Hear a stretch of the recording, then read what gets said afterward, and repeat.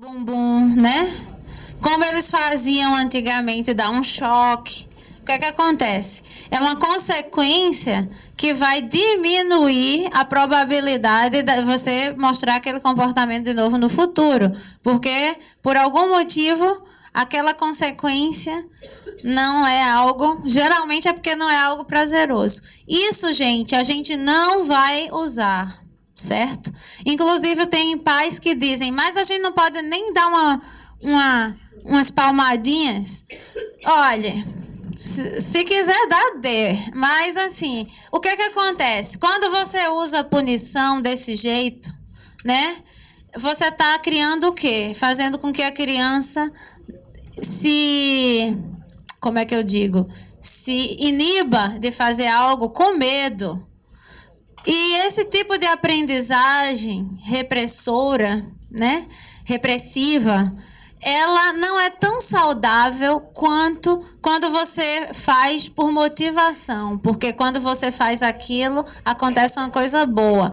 E você vê que os ganhos do aprendizado, que é através de do motivador externo ou um reforço positivo, eles geralmente são mais prolongados do que aqueles aprendizados, só um minutinho, os aprendizados que são a base de punição positiva.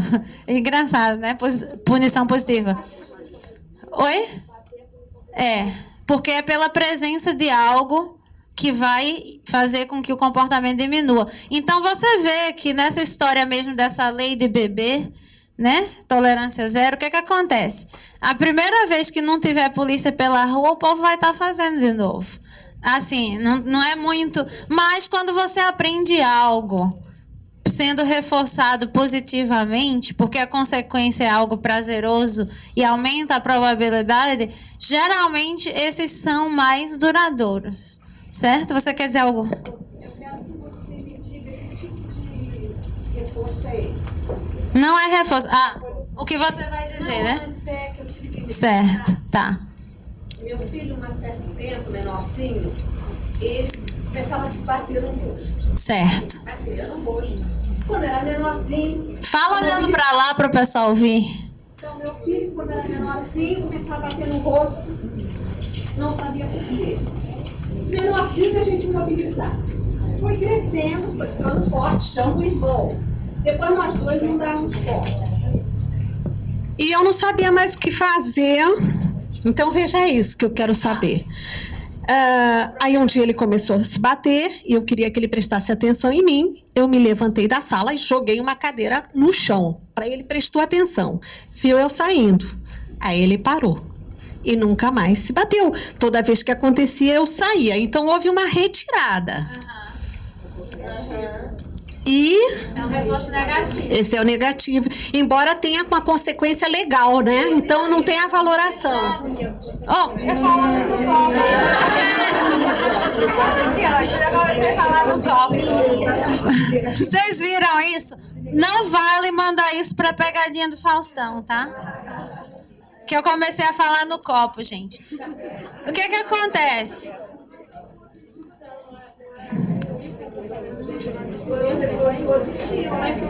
Não, veja só. Ótimo. Boa pergunta. Gente, vamos esclarecer aqui as coisas. Mas olha só, isso é legal, porque vocês estão trazendo questões que eu estou percebendo que vocês estão pensando sobre o que eu estou falando. Olha só, a gente tem que prestar atenção que normalmente, quando a gente quer diminuir um comportamento, a gente quer aumentar outro, que é adequado. Tipo, a gente quer substituir. Dependendo do comportamento que você está falando, você vai dizer que foi um reforço ou, né, ou punição. Por quê? Aquele comportamento que você diminuiu a frequência, né? Não, veja, aquele comportamento que você diminuiu a frequência, ele é uma punição. A consequência foi uma punição porque ele diminuiu. Ao mesmo tempo, ele pode ser um reforço para outros comportamentos. Então, por exemplo, se ele fazia isso, se bater para chamar sua atenção, e você retirou exatamente o que ele queria, isso é uma punição. Tipo, ele fez e aconteceu exatamente O que... Volta aí, por favor. Aumenta o comportamento, né? A retirada aumenta o comportamento negativo, não é isso? Não. Não, o comportamento que provocou. Não, gente, vamos recapitular isso. Deixa eu falar, olha só, sabe o que é a confusão aqui? Sabe o que é a confusão? É que normalmente positivo e negativo está sendo associado com a coisa de ser legal ou não ser legal. Não é isso. Peraí, mas calma. Não, certo. Não está entendendo negativo e positivo. É que o negativo removido, eu saí, aumentou ou não diminuiu a frequência daquele comportamento que não é legal. Punição. Veja só, vamos dizer, eu vou dar 2 exemplos. Vamos partir esse exemplo em 2 partes. Deixou de fazer, Ok. ficou mesmo. Isso. O que que acontece? Tem 2 coisas. Vamos partir esse exemplo em 2 partes. Primeiro, quando ele se batia, ela ia e segurava. Ele continuou se batendo e toda vez que ele se batia, alguém vinha e segurava. Entrou o irmão na história. O que é isso?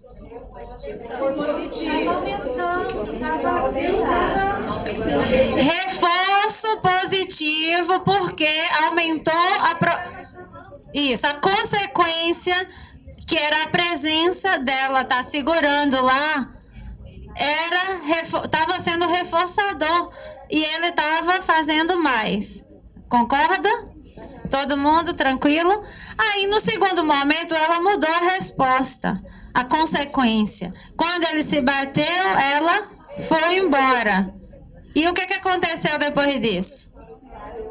Então, se diminuiu, é o quê? Punição. Se diminuiu, é punição. Mas é uma punição que a gente chamaria negativa, porque é pela retirada de algo prazeroso. Certo? Então, tudo bem, diga. Ele não pode ser o aumento mesmo do comportamento adequado ou inadequado. Isso. É o aumento do comportamento, seja lá qual for. Tratando de dois eventos juntos. Aham. O fato dela jogar a cadeira. Isso. Precisaria fazer uma investigação para ver Qual deles? Exato. Exatamente. Isso.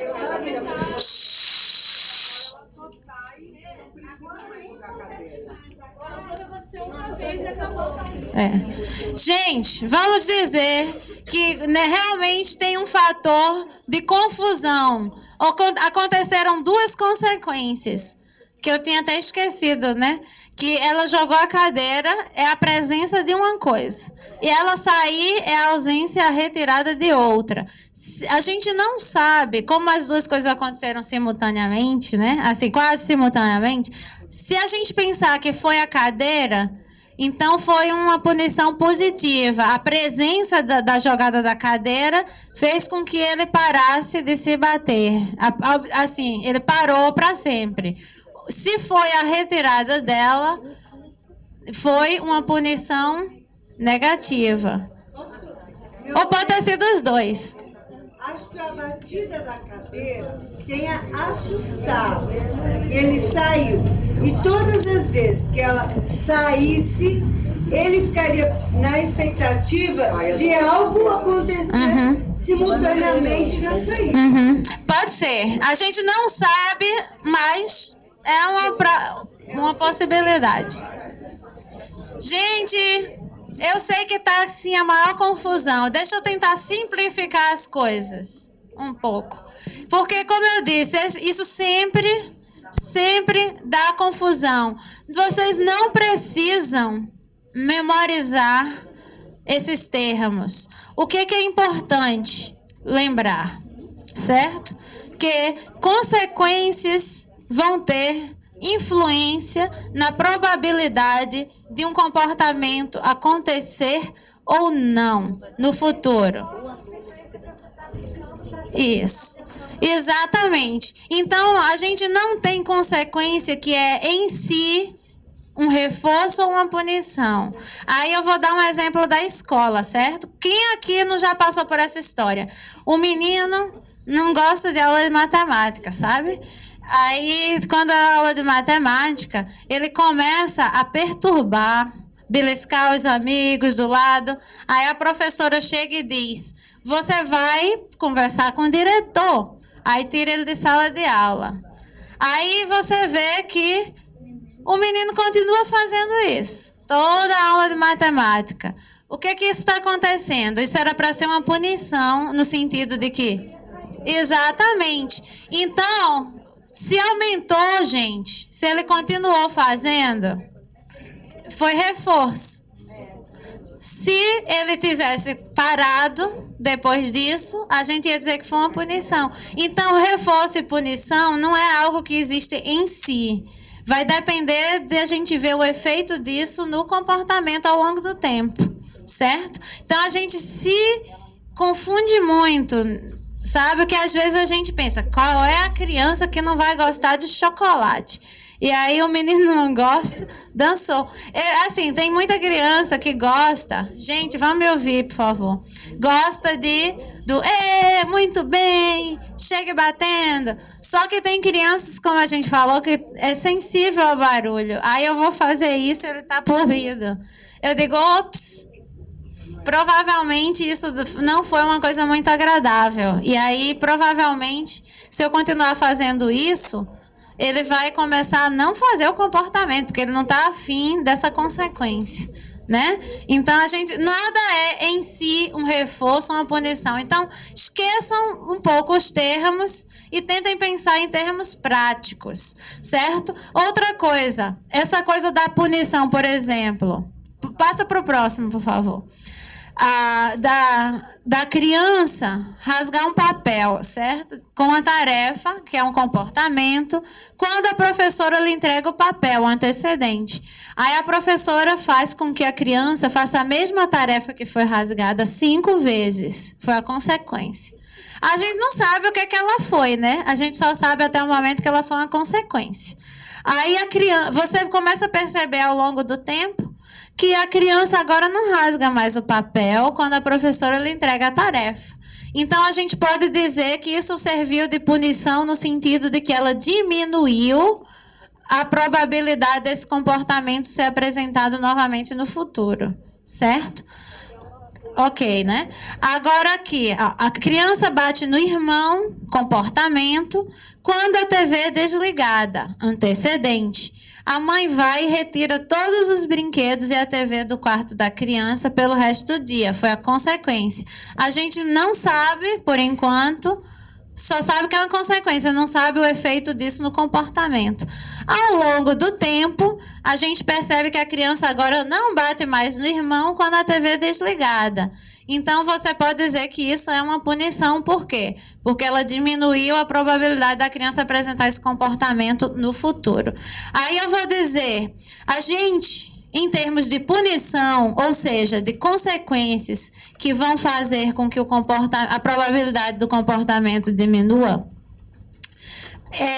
a gente nunca usa, não aconselha que seja algo, digamos, aversivo, ou a presença de algo aversivo, como se usava antigamente, né?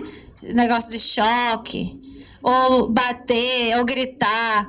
Eu lembro que nos primeiros trabalhos, assim, eles faziam uma coisa assim de bater na coxa da criança. Isso não é legal, certo? Se for para a gente querer diminuir algum comportamento que a gente acha inadequado, a gente vai ter que, assim, o máximo que a gente vai usar é remover algo que seja considerado uma consequência prazerosa para a criança, certo?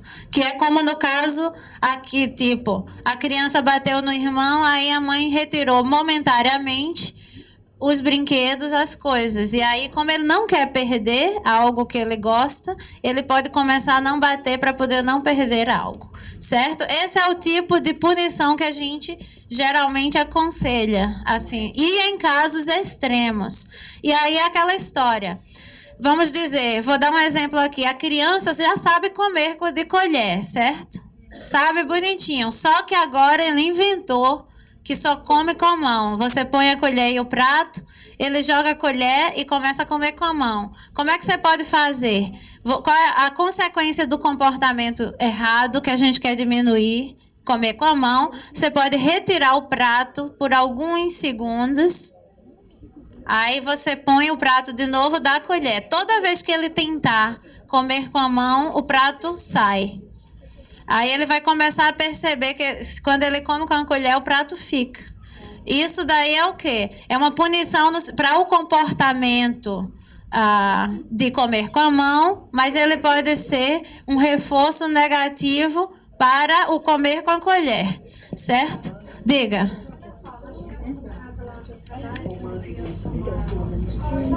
Quer falar, Não falar, Tá bom. Tá bom. A criança chega sempre pedindo bola de gás.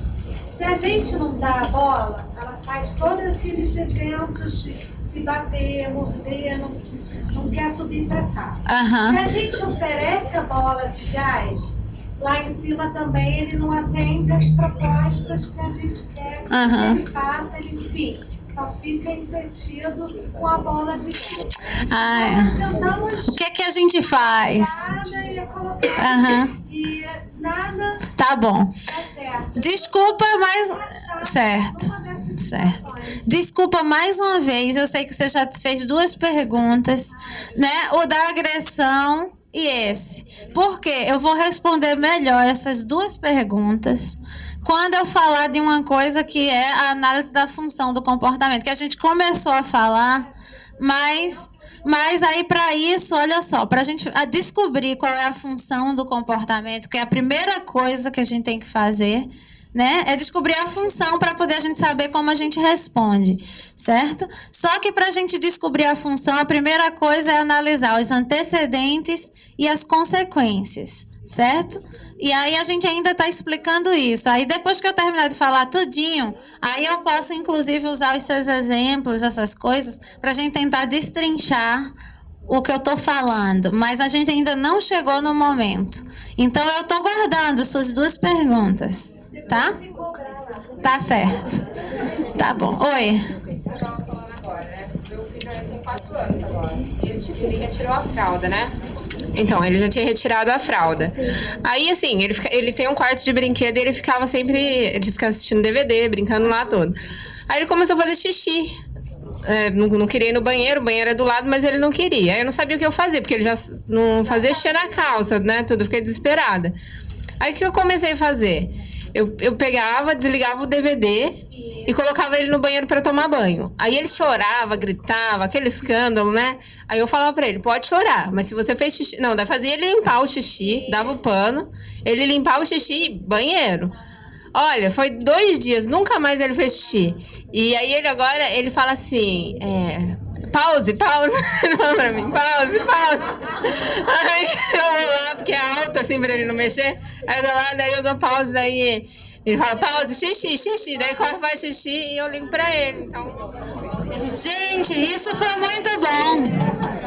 Olha aí, veja que exemplo bom, porque o que aconteceu? Veja só, são 2 coisas aí, 2 consequências. Por quê? 3, na verdade. Que ela está usando junto. Ele teve algo prazeroso removido, mas ele também teve que limpar o xixi, que ele provavelmente não gostou, e teve que interromper a atividade de tomar banho.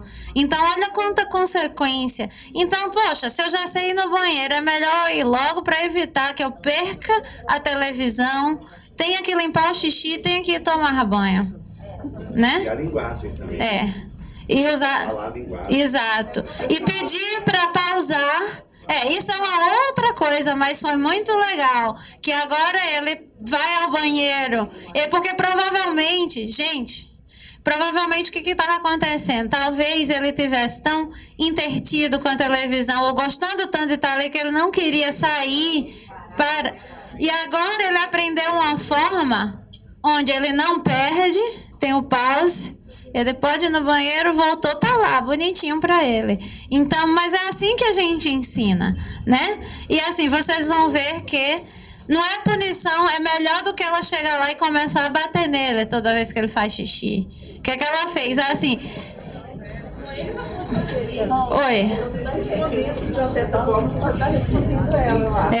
Exato.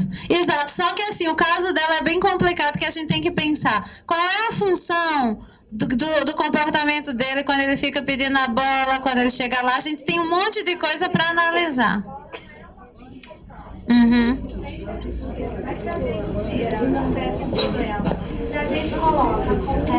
Isso. Olha, independente do que seja, o que é que acontece? A gente vai tentar, vou falar disso, certo? Mais tarde, mas só para não ficar assim totalmente sem resposta, a gente tem que usar as coisas que a gente sabe que a criança deseja muito como condições. Exato. Aí o que acontece? Isso. Mas veja só, primeiro lugar, se você dá a bola para poder ele ir, eu só daria a bola depois que ele fosse. Certo? Aí você pode até dividir, porque é a consequência. Então, se ele já ganhou a bola, para que eu vou fazer? Né? Então, assim, ela precisa ser usada como um reforçador ou um motivador externo, e para funcionar como reforçador ou motivador externo, ela tem que vir como uma consequência. Tipo, eu preciso fazer isso primeiro para poder ganhar aquilo. Exato. E aí você disse, mas se eu não dou a bola, ele faz um escândalo. Exato. Aí pronto, aí tudo bem, aí é outra coisa. Tipo, enquanto ele fizer o escândalo, ele provavelmente vai querer ganhar atenção. Então ele não vai ganhar a bola, não vai ganhar atenção, não vai ganhar nada. O mundo parou até ele se acalmar. Em algum momento ele se acalma, nem que seja para respirar. Eu já trabalhei com criança, gente, que assim, ele chorava tanto que assim, ele acabou adormecendo. Quando ele acordou, eu tava lá. Eu digo, assim, eu não fui embora, tá entendendo? Porque, tipo, ele tentou escapar de todo jeito. Como não teve mais, ele adormeceu. Quando ele acordou, eu digo, oi, surpresa. Não, vai embora. Esse é o negócio, você não pode fazer... Porque, assim, o comportamento é exatamente para a demanda ir embora. O comportamento de ir para conseguir o que quer, né? E aí, se você faz o que ele quer, você está reforçando. Então, o que é que você tem que fazer? Você tem que quebrar o ciclo, fazer com que pare de funcionar. Em algum momento ele faz o escândalo, em algum momento ele vai se acalmar. Quando ele se acalmar, você dá atenção. Aí você diz, ok, tá pronto para subir? Só ganha a bola quando subir. Ele vai fazer o escândalo de novo, você fica, nem que seja o dia todo. Só nisso, não faz mais nada. Mas você vai ver que quando acabar, vai acabar para sempre, não tem mais. Então, às vezes, a gente precisa tirar um pouco de tempo e não fazer mais nada, só isso. Mas depois, quando aquilo vai embora, acabou-se. Tá entendendo?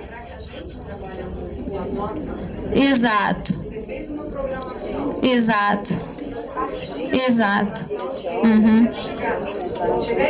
Isso. Isso. Gente, vamos lá. São quase 4 horas. Quase hora do intervalo. Não é às 4? Não é isso? Então vamos aguentar mais um pouquinho. Certo? Eu sei que todo mundo está cansado, eu também estou. Vocês estão pelo menos sentados. Eu estou aqui em pé, falando. Mas vamos lá. Passa para a próxima, por favor. Então, gente, agora que vocês estão familiarizados com a questão do comportamento que a gente quer mudar ou que quer ensinar, com a questão da importância dos antecedentes, as coisas que desencadeiam o comportamento, e a influência da consequência nesse comportamento, a gente já está assim, meio caminho andado para começar a trabalhar com a criança. Por quê? Quando a gente identifica os antecedentes e as consequências que tendem a preceder e suceder um certo comportamento, a gente pode ter um melhor entendimento da função do comportamento e de como podemos manipular os antecedentes e consequências para modificar o comportamento-alvo. O que isso significa? Eu vou chegar já já. Como é que a gente sabe qual é a função do comportamento a partir dessa análise do antecedente e da consequência, né? O que a gente faz, então, depois que a gente identifica a tríade antecedente, comportamento e consequência? Como é que a gente usa essa informação para identificar a função de um dado comportamento? Como é que a gente usa essa informação para eliminar comportamento inapropriado e ensinar comportamentos apropriados? É isso que eu vou tentar responder agora. Que se vocês não estavam se perguntando isso, eu acho que agora vocês estão, né? Tipo, e agora? Tudo bem, já sei, antecedente e consequência, e daí? O que é que isso tem a ver com o mundo? Vamos lá. Então, o primeiro passo para se resolver um comportamento problema é identificar a função, como eu disse.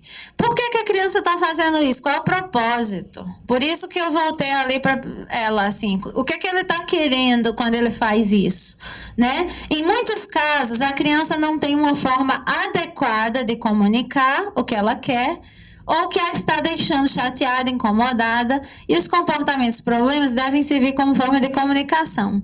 Especificamente, crianças com autismo, elas tendem a ter dificuldade em se comunicar e podem aprender que os comportamentos problemas comunicam de forma efetiva os seus desejos e preferências. É a lei do menor esforço. Lembrem-se da questão da motivação.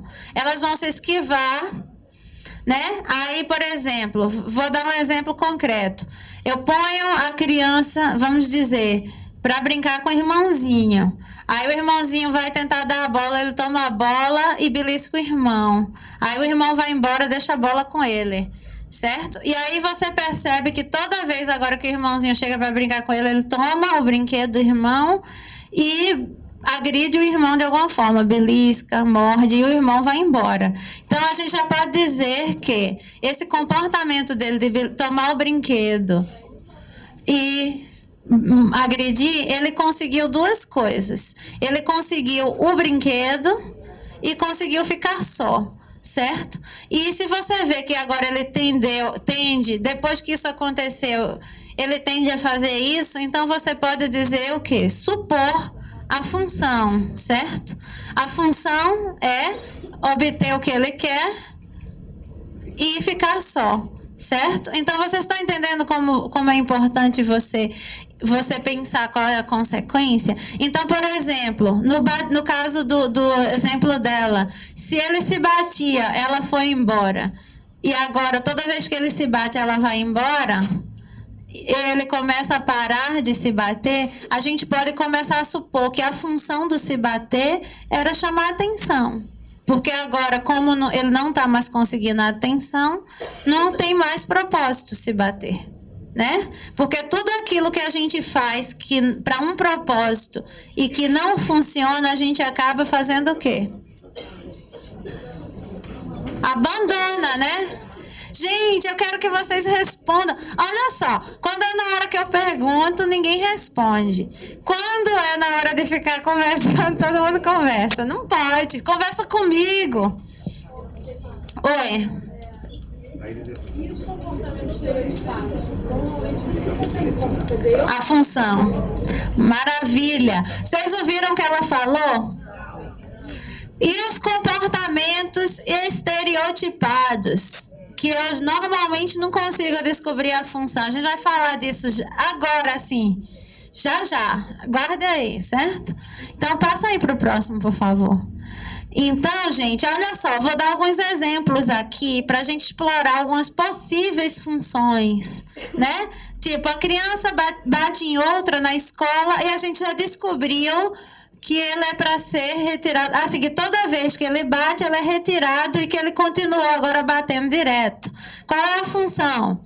Escapar de uma demanda, certo? Então, você pode ver, se a criança, toda vez que está diante de um certo evento, demanda, o que for, ele apresenta um certo comportamento e tem uma certa consequência. Se a consequência é a demanda ir embora e ele continua fazendo isso, a gente pode supor que a função é escapar da demanda, né? Aí a criança chora quando é pedido para fazer a tarefa. Aí a gente já viu